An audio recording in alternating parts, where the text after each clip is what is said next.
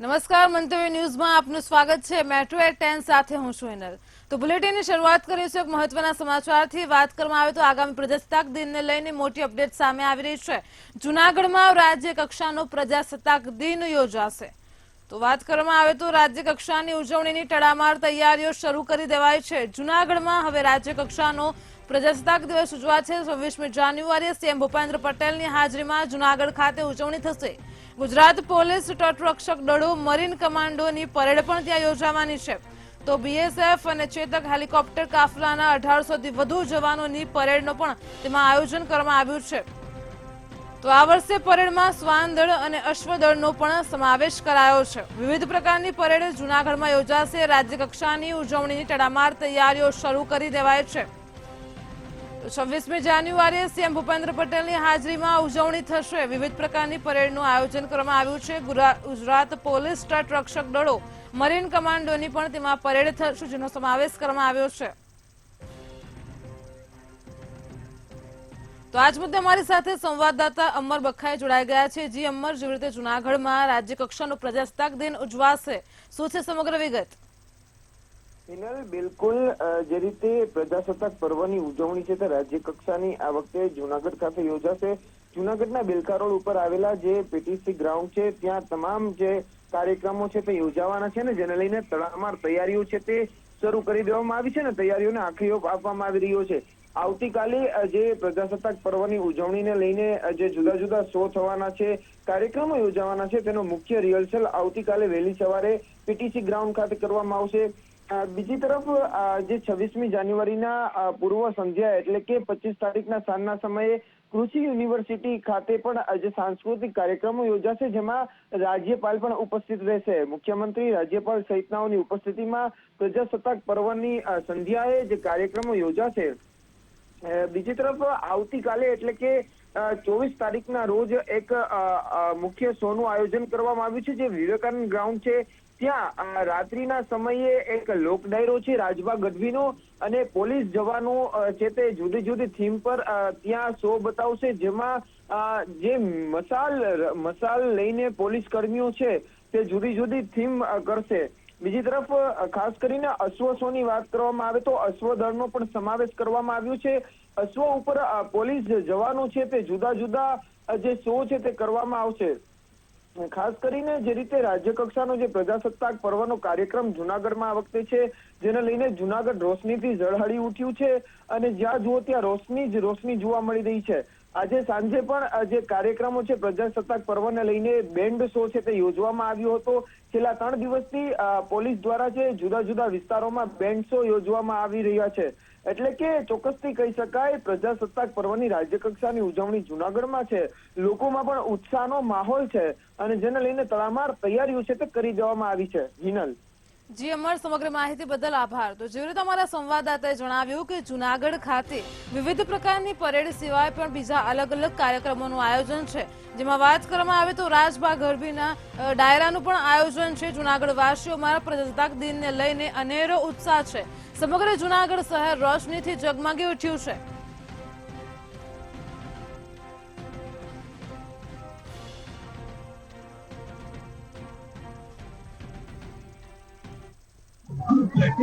તારીખ 21, 22 અને 23 3 દિવસ અલગ અલગ વિસ્તારમાં, અલગ અલગ ચોકમાં જૂનાગઢ શહેરમાં આગામી 75મો પ્રજાસત્તાક દિવસની ઉજવણી નિમિત્તે અલગ અલગ બેન્ડના નિદર્શન, બેન્ડની પુરાવલીઓ સાથે લોકોમાં એક આગામી 75માં પ્રજાસત્તાક દિવસનો એક માહોલ બને એના માટે રાષ્ટ્રભક્તિના ગીતો છે વગાડવા માટેનું એક આયોજન છે।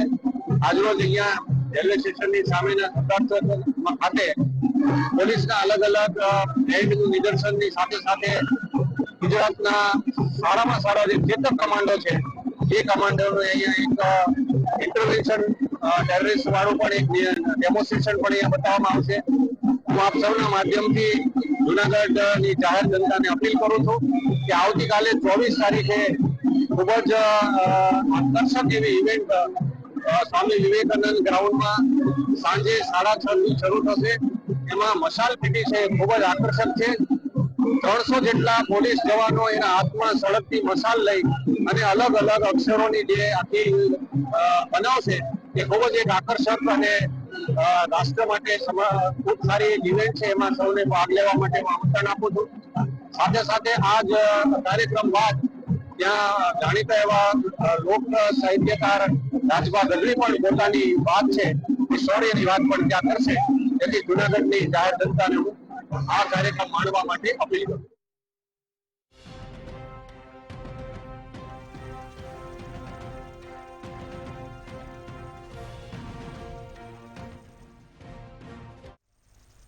વડોદરામાં થયેલી હરણી હોનારત મામલે વધુ એક અપડેટ સામે આવી રહી છે. જો વાત કરવામાં આવે તો વડોદરામાં જે રીતે દુર્ઘટના સર્જાઈ છે ત્યારે ફરી એકવાર એ મામલો ચર્ચામાં આવ્યો છે, જેને લઈને મોટી અપડેટ સામે આવી રહી છે. તો વડોદરામાં છેલ્લા 5 દિવસથી ફરાર અત્યારે જે બિનિટ કોટિયા છે તે પોલીસ પકડમાં આવી ગયો છે. ધરપકડથી બચવા જુદા જુદા રાજ્યોમાં આ બિનિત છે તે નાસ્તો ફરતો હતો. હાલ અત્યારે પોલીસ પકડમાં છે. વડોદરા આવતાની સાથે જ બિનિત કોટિયાની પોલીસે ધરપકડ કરી લીધી છે. તો સમગ્ર મામલે એસઆઈટી ટીમના નિરીક્ષક પન્ના મોમયાની પ્રેસ કોન્ફરન્સ યોજાઈ હતી, જેમાં માહિતી આપવામાં આવી છે. તો વાત કરવામાં આવે વડોદરાની હોનારત વિશે કે જેમાં આરોપીઓની મિલકત ટાંચમાં લેવાય તેવી કાર્યવાહી કરવામાં આવશે. તમામ આરોપીઓના રહેઠાણ સ્થળોની પણ અત્યારે ચકાસણી કરાઈ રહી છે. તો ગુના સાથે સંકળાયેલા તમામની મિલકતો ટાંચમાં લેવા પ્રયાસ કરીશું તેમ જણાવવામાં આવ્યું છે. સમગ્ર પ્રોજેક્ટમાં બિનિત અને તેના પિતા હિતેશ કોટિયાના 15% શેર છે. હાલ તો બિનિત પોલીસ પકડમાં છે. આરોપીઓનો આશરો આપનાર તમામને કાયદાના સકંજામાં લેવાશે. તો આરોપીને કોને આશરો આપ્યો તેની સઘન તપાસ શરૂ કરાશે. વડોદરામાં થયેલી હરણી હોનારત મામલે અત્યારે સઘન ચેકિંગ ચાલુ છે. કયા કયા સ્થળોએ આરોપી છુપાયો હતો તેની પણ તપાસ કરાશે. હાલ ઘટના સ્થળે એફએસએલની ટીમ તપાસ ચાલુ છે તેવું પન્ના મોમૈયા જણાવી રહ્યા છે. તો બોટ બનાવનાર કંપનીના સંચાલકોના નિવેદનો પણ લેવામાં આવી રહ્યા છે. આ સમગ્ર મામલે સઘન ચેકિંગ હાથ ધરાઈ રહ્યું છે. બોટ કંપનીના માણસોને સાથે રાખીને એફએસએલે નિરીક્ષણ કર્યું છે. તો એફએસએલની ટીમ પણ ઘટના સ્થળે કાર્યરત છે. વડોદરાના હરણી તળાવ બોટ દુર્ઘટના મામલો જે હાલ અત્યારે ચર્ચામાં છે તેને લઈને મોટી અપડેટ સામે આવી રહી છે. 5 દિવસથી ફરાર બિનિત કોટિયા પોલીસ પકડમાં આવી ગયો છે. તો ધરપકડથી બચવા તે જુદા જુદા રાજ્યોમાં નાસ્તો ફરતો હતો તેવી વિગતો સામે આવી રહી છે.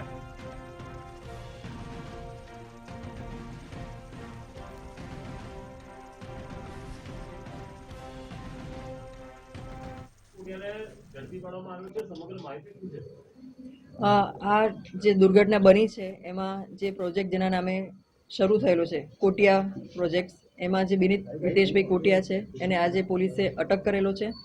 એ પોલીસ અલગ અલગ જગ્યાએ એની તપાસ કરી રહી હતી અને એ ઘોંસ વધતા એ પરત અહીંયા વડોદરા આવી ગયા હતા અને વડોદરા આવ્યા એ પોલીસને જાણ થતાં તાત્કાલિક એને ત્યાં અમે લોકોએ એને અટક કરેલો છે. એની જે દુકાન છે એ જગ્યાએથી અટક કરવામાં આવેલા છે.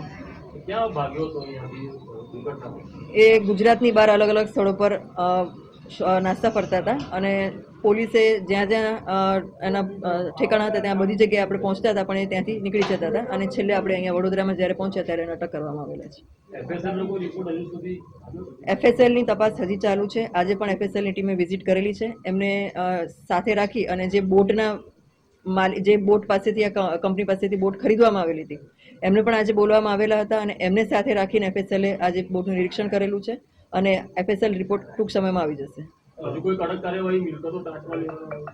જે નાસ્તા ફરતા આરોપી છે એ લોકો માટે અમે લોકો એની જેટલી મિલકતો છે એની વિગતો અમે માંગી છે અને એમની તમામ મિલકતો ટાંચ કરવા માટે કાર્યવાહી શરૂ કરવામાં આવેલી છે. હાલમાં પોલીસ એ તમામ એના જે રહેઠાણના સ્થળ છે એના જે કંઈ વેરઅબાઉટ્સ હોય એ બધા ચકાસી રહી છે અને એને અમે ટૂંક સમયમાં અટક કરી લઈશું. તો જામનગરમાં હજુ પણ રખડતા શ્વાનનો આતંક યથાવત છે, જેને લઈને બ્રેકિંગ ન્યૂઝ સામે આવી રહ્યા છે. જામનગરમાં રખડતા શ્વાનના આતંકને લઈને અત્યારે સમાચારો સામે આવી રહ્યા છે. આ રખડતા શ્વાને 7 થી 8 લોકોને બચકા ભર્યા હતા. તો સમગ્ર રાજ્યમાં રખડતા ઢોરોનો અત્યારે જે રીતે ત્રાસ છે તેવી રીતે હજુ પણ જામનગરમાં રખડતા શ્વાનનો ત્રાસ યથાવત છે. ટાઉન હોલ નજીકની આ ઘટના સામે આવી રહી છે. શ્વાને બચકા ભરતા 2 થી વધુ લોકો ઇજાગ્રસ્ત થયા છે. તો ટાઉન હોલ નજીક જ્યોત ટાવર પાસેનો બનાવ સામે આવ્યો છે, જેમાં રખડતા શ્વાને 7 થી 8 લોકોને બચકા ભર્યા છે, જેમાંથી 2 થી વધારે લોકો ઇજાગ્રસ્ત છે. તો જામનગરમાં હજુ પણ રખડતા શ્વાનનો આતંક યથાવત જોવા મળી રહ્યો છે. રખડતા શ્વાને 7 થી 8 લોકોને ભર્યા છે બચકા. તો ટાઉન હોલ નજીક જીઓ ટાવર પાસેનો આ બનાવ સામે આવ્યો છે. હજુ પણ રખડતા શ્વાનનો ત્રાસ ત્યાં યથાવત છે, જેને લઈને ત્યાંની જાહેર જનતા હેરાન પરેશાન થઈ રહી છે. આ શ્વાને 7 થી 8 લોકોને બચકા ભર્યા હોવાની વિગતો સામે આવી રહી છે. લોકસભા ચૂંટણીને લઈને ભાજપે તડામાર તૈયારીઓ શરૂ કરી છે, ત્યારે ભારતીય જનતા પાર્ટીના મોરચા અને સેલની બેઠકોનો દોર શરૂ થઈ ગયો છે. ભાજપના રાષ્ટ્રીય અધ્યક્ષ જેપી નડ્ડાની વિશેષ ઉપસ્થિતિમાં ભાજપના ડોક્ટર સેલની બેઠક મળી હતી. જેપી નડ્ડાએ જણાવ્યું હતું કે નરેન્દ્ર મોદીએ જે કહ્યું છે તે કરી બતાવ્યું છે. પહેલા જ્ઞાતિ અને ધર્મની વોટ બેંકની રાજનીતિ કરવામાં આવી હતી, આજે રિપોર્ટ કાર્ડની રાજનીતિ કરવામાં આવે છે. CR પાટીલે જણાવ્યું હતું કે ભારતીય જનતા પાર્ટીના ડોક્ટર સેલ દ્વારા 3 લાખ બાળકોને કુપોષણમાંથી બહાર કાઢ્યા છે. હવે ટીબીની મુક્તિ માટે પણ કામ કરવામાં આવી રહ્યું છે. તો આયુષ્યમાન ભારત યોજના દુનિયાની સૌથી મોટી આરોગ્ય યોજના છે.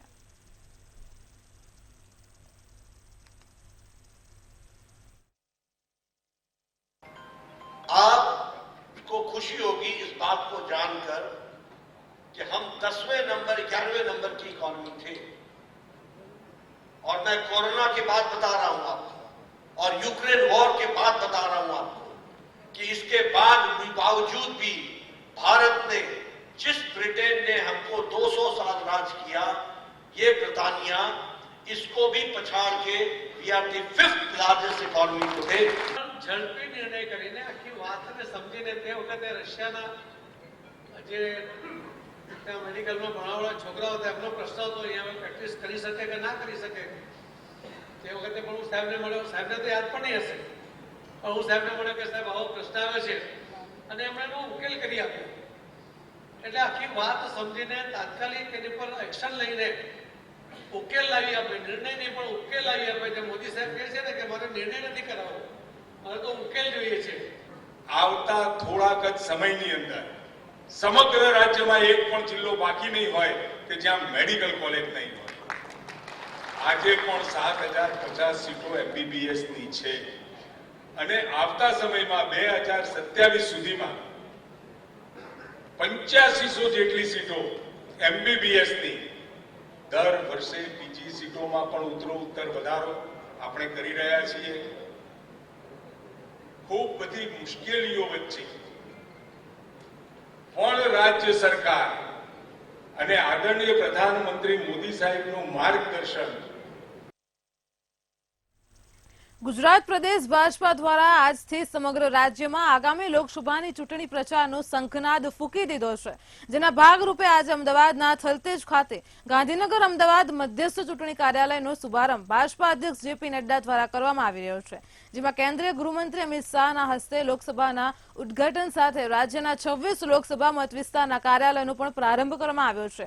ત્યારે ભાજપા કાર્યકર્તાઓ કેન્દ્ર સરકારના પ્રજાલક્ષી કામો કરવા જન જન સુધી પહોંચશે તેમ ભાજપના નેતા કેસી પટેલ અને બિપિન પટેલે જણાવ્યું હતું. आज मुझे बताया गया है कि 25 और स्थानों पर भी लोकसभा के दृष्टि से कि हम सब लोग आदरणीय प्रधानमंत्री मोदी जी के नेतृत्व में लोकसभा के 2024 के चुनाव में हम यशस्वी भी होंगे, और जो हमारा पुराना रिकॉर्ड टैली है उससे कहीं अधिक सीटों के साथ आदरणीय मोदी जी के नेतृत्व में हम चुनाव जीत करके અને એના જ કારણે આજે આટલી મોટી સંખ્યામાં સૌ કાર્યકર્તાઓ અહીં ઉપસ્થિત છે. આજે આપણા માટે વિશેષતા એ છે કે આખા દેશમાં ગુજરાત એક પહેલું રાજ્ય છે કે સમયની સાથે એક સાથે 26 લોકસભાના મધ્યસ્થ કાર્યાલયનું આજે ઉદ્ઘાટન થઈ રહ્યું છે. આ મધ્યસ્થ કાર્યાલય છે, આ કોઈ લોકસભાના ઉમેદવારોનું કાર્યાલય નથી. ઉમેદવારો તો જે પાર્ટી માટે થઈને નક્કી થઈને આવશે એ મુખ્યમંત્રી શ્રી ભૂપેન્દ્રભાઈ પટેલની ઉપસ્થિતિમાં આજે 2 દલિત દીકરીઓ તૃપ્તિબેન અને રોશનીબેન, આ બંને દલિત દીકરીઓના હાથે એ કુંભ મૂકીને આ કાર્યાલયનું ઉદ્ઘાટન કરવાનું છે. આજે ગુજરાતના 26 કાર્યાલયોના ઉદ્ઘાટન આ જ સમયે અત્યારે એ પ્રત્યેક જે સ્થાન નક્કી થયા છે એ જિલ્લા મથક ઉપર આજે કાર્યાલયના ઉદ્ઘાટનો થઈ રહ્યા છે. દેશના લોકપ્રિય ગૃહ અને સહકાર મંત્રી માનનીય અમિતભાઈ શાહ સાહેબના મત વિસ્તાર એવા ગાંધીનગર લોકસભાના મધ્યસ્થ કાર્યાલયનું આજ રોજ ઉદઘાટન થવા જઈ રહ્યું છે. માનનીય રાષ્ટ્રીય અધ્યક્ષ શ્રી જેપી નડ્ડા સાહેબ, ગુજરાતના માનનીય પ્રદેશ અધ્યક્ષ શ્રી CR પાટીલ સાહેબ અને ગુજરાતના લોકપ્રિય મુખ્યમંત્રી માનનીય ભૂપેન્દ્રભાઈ પટેલ સાહેબની વિશેષ ઉપસ્થિતિમાં ગાંધીનગર લોકસભા ખાતે આ મધ્યસ્થ ચૂંટણી કાર્યાલયનું ઉદઘાટન અને સાથે સાથે ગુજરાતની 26 લોકસભા બેઠકોનું વર્ચ્યુઅલી ઉદઘાટન કરીને એક દ્રષ્ટિથી ચૂંટણી પ્રચારના, ચૂંટણી વ્યવસ્થાના ભારતીય જનતા પાર્ટી આજે શ્રી ગણેશ કરવા જઈ રહી છે. અમદાવાદ કોર્પોરેશનના વિપક્ષ નેતા સામે પોલીસમાં ફરિયાદ નોંધવામાં આવી હતી. તો ગુરુવારે સ્ટેન્ડિંગ કમિટીના રૂમમાં પોસ્ટર ચોંટાડવા મામલે ફરિયાદ નોંધવામાં આવી હતી. કારંજ પોલીસે 7 કોર્પોરેટર અને 15 લોકોના ટોળા સામે ફરિયાદ નોંધી છે, જેના વિરોધમાં કોર્પોરેશનના વિપક્ષ નેતા અને 7 કોર્પોરેટર કારંજ પોલીસ સ્ટેશનમાં જવાબ લખવા માટે પહોંચ્યા હતા. તો કોર્પોરેશનમાં બજેટ કામગીરી ના થઈ હોવાથી આ સ્ટીકર લગાડવામાં આવ્યા હતા. વિપક્ષ નેતા સમર્થનમાં મોટી સંખ્યામાં લોકો પણ પોલીસ સ્ટેશન પહોંચ્યા અને પોલીસે તમામ લોકોના નિવેદનો નોંધ્યા હતા. વિપક્ષ નેતાએ આક્ષેપ કરતા કહ્યું છે કે ભ્રષ્ટાચાર કરવામાં આવતા કામોમાં ફરિયાદ નોંધવામાં આવતી નથી. હાટકેશ્વર બેજમાં 4 મહિનાઓ વીત્યા બાદ ફરિયાદ નોંધવામાં આવે છે, જેમાં એક પણ અધિકારીઓ સામે પોલીસ ફરિયાદ નોંધવામાં આવતી નથી. અમે કોઈ પણ સંજોગોમાં ઝૂકવાના નથી.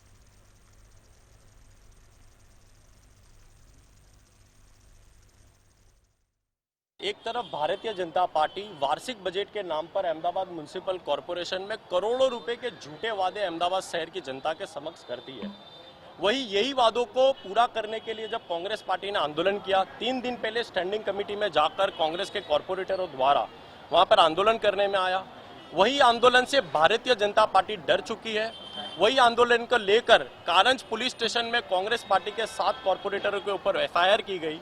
आज इसी मुद्दे को लेकर कांग्रेस पार्टी विरोध प्रदर्शन करते हुए कारंज पुलिस स्टेशन में जिन कॉर्पोरेटरों के ऊपर FIR हुई है उनको लेकर यहाँ पर हाजिर हुई है. सबसे बड़ी बात तो ये है कि हाटकेश्वर जैसा इतना बड़ा भ्रष्टाचार का मुद्दा जब सामने आता हो. અમદાવાદ શહેરમાં મચ્છરજન્ય અને પાણીજન્ય રોગચાળાના આંકડાઓ હેલ્થ વિભાગ દ્વારા જાહેર કરવામાં આવ્યા છે. તો 21મી જાન્યુઆરી સુધીના મચ્છરજન્ય રોગચાળામાં સાદા મેલેરિયાના 9 કેસો, ઝેરી મલેરિયાના 4 અને ડેન્ગ્યુના 27 કેસો નોંધાયા હતા. પાણીજન્ય રોગચાળામાં ઝાડા ઉલટીના 219 કેસ, કમળાના 75 અને ટાઇફોઇડના 143 અને કોલેરાના 5 કેસો નોંધવામાં આવ્યા છે. તો કોલેરાના કેસો લાંભા, વટવા, વસ્ત્રાલ, અમરાઈવાડીના વિસ્તારમાં નોંધાયા છે. શહેરમાં પાણીના 799 સેમ્પલ પૈકી 21 સેમ્પલ અનફિટ આવ્યા છે. ચાલુ માસ દરમિયાન સાદા મલેરિયાના 9 કેસીસ અને ડેન્ગ્યુના 27 કેસીસ રિપોર્ટ થયેલા છે. આ સાથે સાથે ચાલુ માસ દરમિયાન લોહીના જે નમૂના લેવાના હોય તે 44,000 જેટલા નમૂના લેવામાં આવેલા છે અને ડેન્ગ્યુના ટેસ્ટિંગ માટે 1600 જેટલા સિરમ સેમ્પલ કોર્પોરેશન દ્વારા લેવામાં આવેલા છે. આમ મચ્છરજન્ય બાબતે બ્લડ સ્મીયર લેવાની કામગીરી અને ડેન્ગ્યુના ટેસ્ટિંગની કામગીરી તમામ અર્બન હેલ્થ સેન્ટરમાં થઈ શકે તે પ્રકારની વ્યવસ્થા કરવામાં આવેલી છે. હાલમાં કોઈ જગ્યાએ અથવા કોઈ વોર્ડમાં વધારે પડતા મચ્છરજન્ય કેસીસ રિપોર્ટ થયા હોય તેવી કોઈ ફરિયાદ નોંધાયેલ નથી. તેમજ સાથે સાથે વેક્ટરબોર્ન ડિસીઝ માટે વોટરબોર્ન ડિસીઝ માટે ઝાડા ઉલટીના 219 કેસીસ, જોન્ડિસના 75 કેસીસ.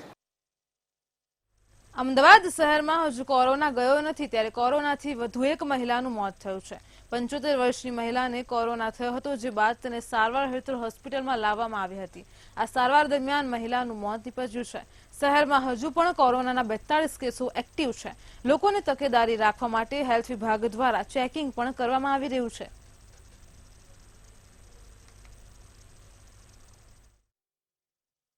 અમદાવાદ મ્યુનિસિપલ કોર્પોરેશનમાં હાલમાં કોરોના કેસીસ બાબતે ડેઇલી અંદાજિત 4 થી 5 જેટલા કેસીસ રિપોર્ટ થતા હોય છે.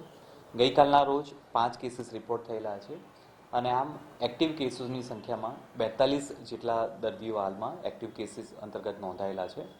આ પૈકી 3 પેશન્ટ હોસ્પિટલમાં એડમિટ છે, જેમાંથી 2 પેશન્ટ પ્રાઇવેટ હોસ્પિટલમાં અને 1 પેશન્ટ ગવર્મેન્ટ હોસ્પિટલમાં અત્યારે દાખલ કરવામાં આવેલા છે. કોરોના બાબતે લાસ્ટ ડેથ જાન્યુઆરી માસમાં 16મી તારીખે નોંધાયેલ હતું, જેમાં 75 યર્સ મહિલા હતા, તેમનું અવસાન નોંધાયેલ છે. અમદાવાદમાં ગોમતીપુર દરવાજા પાસે ગોમતીપુર સનાતન પરિવાર દ્વારા મારુતિ યજ્ઞનું આયોજન કરવામાં આવ્યું છે. અયોધ્યામાં થયેલ પ્રાણ પ્રતિષ્ઠા મહોત્સવની ઉજવણીના ભાગરૂપે મારુતિ યજ્ઞ તેમજ સાંજે સુંદરકાંડ પાઠનું આયોજન કરવામાં આવ્યું છે. આ મારુતિ યજ્ઞમાં 11 જેટલા જોડાઓએ ભાગ લીધો હતો તેમજ સમસ્ત ગોમતીપુર ગામના લોકો આ યજ્ઞમાં જોડાયા હતા.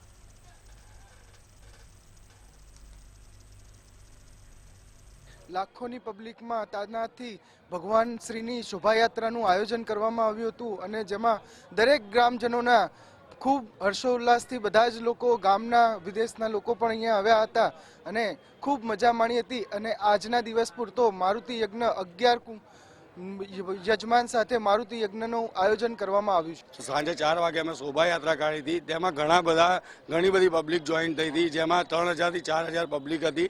અને બીજી વસ્તુ કે એમાં હાથી, એમાં ઘોડા હતા, ઊંટગાડા હતા, પછી ઘણા ઇવેન્ટના હતા અને બાહુબલી હનુમાનજી પણ હતા. બરાબર, એ શોભાયાત્રામાં બી અમે બહુ હર્ષ ઉલ્લાસ કર્યો અને 400-500 વર્ષ પછી અમારે જે રામ મંદિરનું પ્રાણ પ્રતિષ્ઠા મહોત્સવ થયો એનો અમને ઘણો બધો ઉત્સવ છે. અને આજે 23 તારીખે અમે મારુતિ યજ્ઞ રાખેલો છે, જેમાં 11 જોડાથી અમે 11 કુંડી મારુતિ યજ્ઞ કરી રહ્યા છીએ અને સાંજે સુંદરકાંડ પણ છે. અને કાલે 24 તારીખે અમે મહાપ્રસાદનું પણ આયોજન રાખેલું છે. દેશના ઉત્તરીય પર્વતો ઉપર ભારે હિમવર્ષા થઈ રહી છે, જેની અમર ગુજરાતમાં જોવા મળશે. ત્યારે હવામાન નિષ્ણાંત અંબાલાલ પટેલ દ્વારા આગાહી કરવામાં આવી છે. જોકે રાજ્યમાં 27 થી 30 જાન્યુઆરી દરમિયાન કચ્છ, ઉત્તર ગુજરાત, ઉત્તર સૌરાષ્ટ્રના વિસ્તારો પ્રભાવિત થશે અને અચાનક હવામાનમાં પલટો આવશે, જ્યારે મધ્ય ગુજરાતમાં ઉષ્ણતામાનનો વધારો થશે. શરૂઆતમાં પણ હવામાનમાં મોટો પલટો આવશે. વાયુના તોફાનો, ભારે હિમવર્ષા, કમોસમી વરસાદ દેશના ઉત્તરીય પર્વતીય પ્રદેશોમાં. અને આ જે પલટાઓ જે છે એ પહેલાં જે હિમવર્ષા મજબૂત નહોતી, પરંતુ આ હિમવર્ષા કંઈક અંશે વધુ પડતી હશે. જી, વડોદરામાં હરણી તળાવ દુર્ઘટનામાં વિદ્યાર્થીઓ અને શિક્ષકોએ પોતાનો જીવ ગુમાવ્યો છે. આ મૃતકોના આત્માને શાંતિ મળે અને તેમના પરિવારજનો માટે સંવેદના વ્યક્ત કરવા ગાંધીનગર, અમદાવાદ રિક્ષા ચાલકોએ બેસણું રાખી આગવી સંવેદના વ્યક્ત કરી છે. ગાંધીનગર રામકથા મેદાનમાં રિક્ષા ચાલક એકતા યુનિયન દ્વારા આયોજિત આ બેસણાના કાર્યક્રમમાં ગાંધીનગર અને અમદાવાદના રિક્ષા ચલાવતા ચાલકોએ પોતાના વ્યવસાયથી દૂર રહી મૃતક વિદ્યાર્થીઓ માટે બેસણું યોજી માનવતાની આગવી સંવેદના વ્યક્ત કરી છે.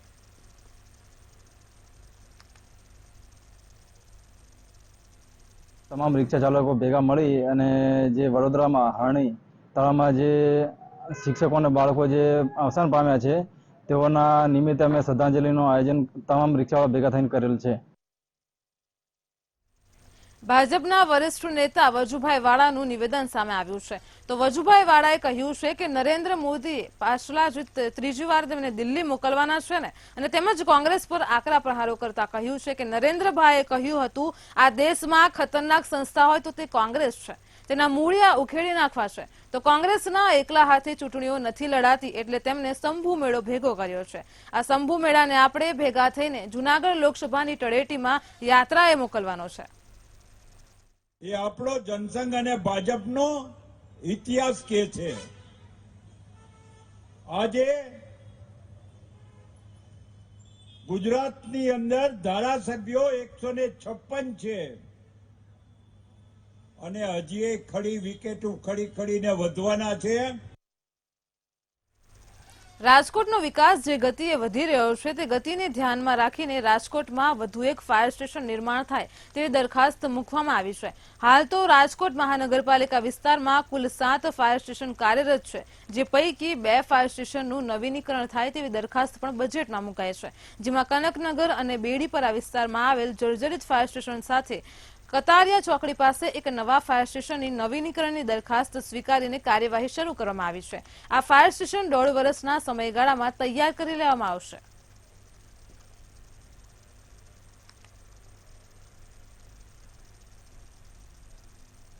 ઓકે, કેટલો સમય અંદાજે લગશે આ બધી એમાં આખું બાંધકામનું સિટી એન્જિનિયર દ્વારા કરવામાં આવતું હોય. સરપંચ અત્યારે મારી જાણ મુજબ, કારણ કે અમે ડે ટુ ડે મળતા હોય, જેમાં એને એ બનાવવા માટે અત્યારે જે હયાત ફાયર સ્ટેશન છે ને વાહનો આ વિસ્તારમાં પહોંચી શકે એટલે નિયરેસ્ટ કોઈ બી અમે ઓપન જગ્યા ગોતી અને ત્યાં ટેમ્પરરી શેડ ઊભા કરીને જ્યાં સુધી વર્ષ 1.5 વર્ષ જેટલો સમય લાગતો હોય તો ત્યાં સુધી ત્યાં શિફ્ટ કરશું. એટલે એનું પણ જે સ્ટ્રક્ચરનું એ લોકો આપણે સિટી એજન્સી દ્વારા ટેન્ડરની પ્રક્રિયા કરવામાં આવે છે. રાજકોટ ખાતે ભાજપ દ્વારા લોકસભા કાર્યાલયનું ઉદ્ઘાટન કરવામાં આવ્યું છે.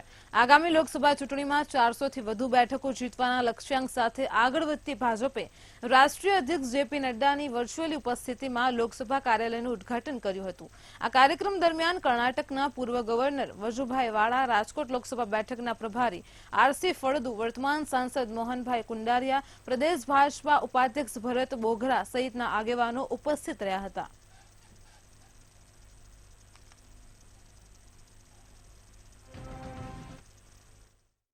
આજે રાજકોટની ખાતે 10 રાજકોટ લોકસભાના કાર્યાલયનું ઉદ્ઘાટન અમારા પ્રદેશના યશસ્વી પૂર્વ અધ્યક્ષ આદરણીય આરસી ફળદુ સાહેબ, અમારા રાજ્યના યશસ્વી પૂર્વ મુખ્યમંત્રી અને રાજકોટના નેતા આદરણીય વિજયભાઈ રૂપાણી સાહેબ, અમારા વડીલ અને રાજકોટના નેતા વજુભાઈ વાળા સાહેબ, અમારા સાંસદ મોહનભાઈ કુંડારિયા સાહેબ, અમારા શહેરના અધ્યક્ષ મુકેશભાઈ દોશી, અમારા પ્રદેશમાંથી પધારેલા દીપિકાબેન, હું, અમારા સૌ ધારાસભ્યો અને સૌ કાર્યકર્તાઓની વચ્ચે રાજકોટ લોકસભાના કાર્યાલયનું પણ આજે ખુલ્લું મૂકવાનું લોકસભાની ચૂંટણી પહેલા કહી શકાય કે હાલ કાર્યાલયનું ઉદ્ઘાટન આજે કરવામાં આવશે, ત્યારે જે રાષ્ટ્રીય જે અધ્યક્ષ જેપી નડ્ડા છે તે આજે ક્યાંક વિડીયો કોન્ફરન્સના માધ્યમથી ગુજરાતની 26 બેઠકોનો જે કાર્યાલયો છે તે આજથી ખુલ્લું મૂકવાના છે. ત્યારે આપણી સાથે રાજકોટના સાંસદ મોહન કુંડારિયા, એમની સાથે જ વાત કરશું.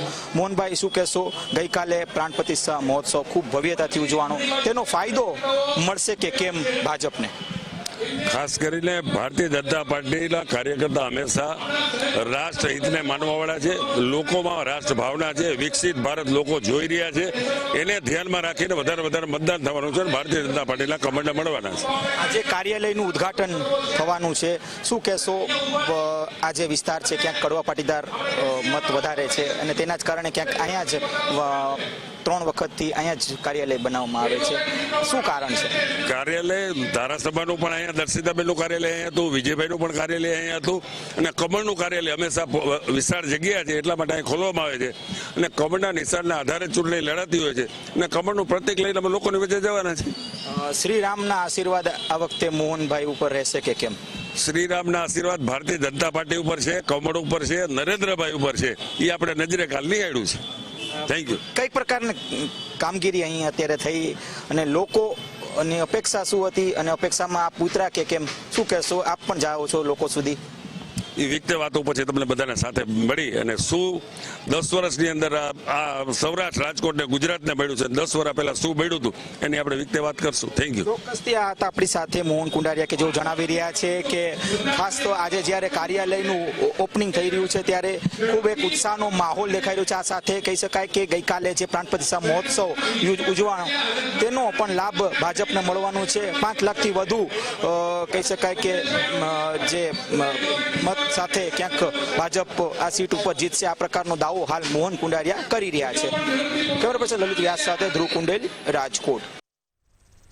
સુરતથી એક મહત્વના સમાચાર સામે આવી રહ્યા છે. તો સુરતમાં બોન્ડ સર્ટિફિકેટ બનાવવાનું કૌભાંડ સામે આવ્યું છે. સુરતથી કૌભાંડનો મામલો સામે આવી રહ્યો છે. જો વાત કરવામાં આવે તો ઇકોસેલ દ્વારા ઝડપી પાડવામાં આવ્યું છે સમગ્ર કૌભાંડ. ઇકોસેલની ટીમ દ્વારા આ કૌભાંડ ઝડપી પાડવામાં આવ્યું છે. માત્ર 10 રૂપિયામાં જન્મનો નકલી દાખલો બનાવી અપાતો હતો. અલગ અલગ વેબસાઇટ પરથી આ દાખલો બનાવવામાં આવતો હતો. સુરતથી આ કૌભાંડ ઝડપાઈ ગયું છે. વાત કરવામાં આવે તો બિહારથી ચાલતું હતું આ કૌભાંડ. જન્મના નકલી દાખલા બનાવવાનું કૌભાંડ બિહારથી ચાલતું હતું. તો દેશભરમાં હજારો જન્મના નકલી દાખલા બનાવવામાં આવ્યા છે. આજે નકલી દાખલા બનાવવાનું કૌભાંડ છે ઝડપાઈ ગયું છે. સુરતથી કૌભાંડનો પર્દાફાશ થયો છે. ઇકોસેલે સમગ્ર કૌભાંડનો પર્દાફાશ કર્યો છે. હજુ પણ વધુ તપાસ શરૂ છે. તો ઇકોસેલ દ્વારા આ સમગ્ર કૌભાંડને ઝડપી પાડવામાં આવ્યું છે. માત્ર ₹10 બનાવી આપવામાં આવતો હતો જન્મનો નકલી દાખલો. તો ફેક બોન્ડ સર્ટિફિકેટ બનાવનારનું જે આખું સમગ્ર કૌભાંડ છે તે સુરતમાંથી ઝડપાઈ ગયું છે. અલગ અલગ વેબસાઇટ પરથી આ દાખલો બનાવવામાં આવતો હતો.